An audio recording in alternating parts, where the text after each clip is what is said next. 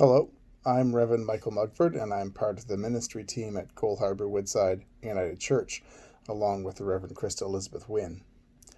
And I'm pleased to offer this spiritual reflection today. Our identities are the most important commodity that we have. It's true for us as individuals, and it's true for us as a church as well. Who we are is informed some ways by entities outside of ourselves. Our families of origin, the citizenship that we hold of a city or a province or a nation, our occupation, or even the faith tradition out of which we have come. Who we are is also informed by who we see ourselves to be. That's in our local settings, in our homes and immediate families. What's our self-perception? And what sort of personal faith have we created and grown for ourselves? The ways in which we see ourselves and the way in which we're seen in the community around us will ultimately affect who we see and feel ourselves to truly be. There are times, however, when our perceptions of our identities are shaken to their very core. Times of trauma cause us to wonder who we are and our relationship to the world around us. The pandemic under which we are living has certainly shaken much of who we see ourselves as being. The events of the mass murders in Portapique in April shook us as Nova Scotians and Canadians to our very core.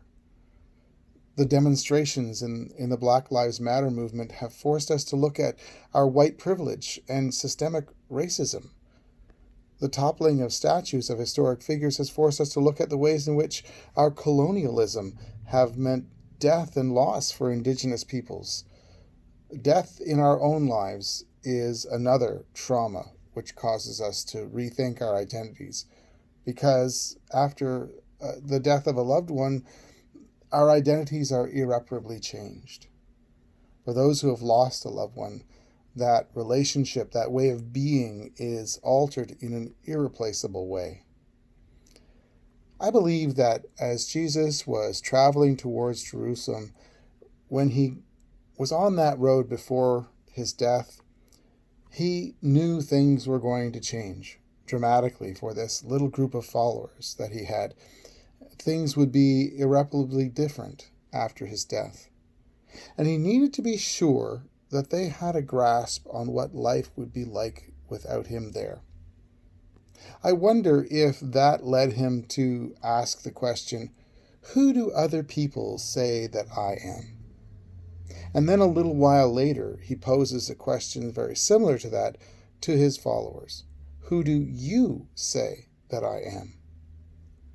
In other words, Jesus is saying, knowing what others think, who do you think that I am? The unspoken question of that, of course, is, then what does that mean for you in your life? Those followers, particularly in Peter, answer that they believe Jesus to be the anointed one, Messiah. Messiah in the sense that the Hebrew word means anointed and sent by God in order to bring God to them.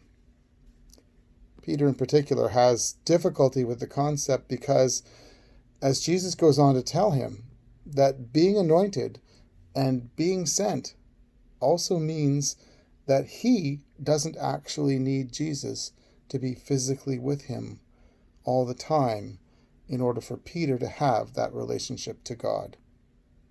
But Peter can't imagine what God's presence can continue to look like without Jesus' physical presence with him. The community of Mark to whom this story was written was living in such a change-filled, tumultuous time. Jerusalem had been sieged and fallen. The temple had been destroyed, and Mark's community was feeling their way into this new expression of faith.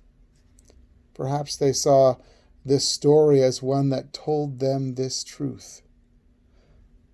If they knew who they were in the face of all else, if they understood their relationship to God through Jesus as Messiah, and if they were able to articulate that in a way that was meaningful, if they did all of these things, then Jesus is assuring them, you'll be okay. It's true for us as a community of faith as well. We as individuals and as a community of faith and as a whole faith are grieving and wondering how we will move forward given all that we have experienced in these last 6 months and are continuing to experience. We need to be aware that a certain amount of lack of energy and enthusiasm for many things often goes along with our grief. At the same time, we have a trust in our faith that faith will lead us to the strength and the purpose to move forward. I know that it's hard to vision how we will move forward, but we are called nonetheless.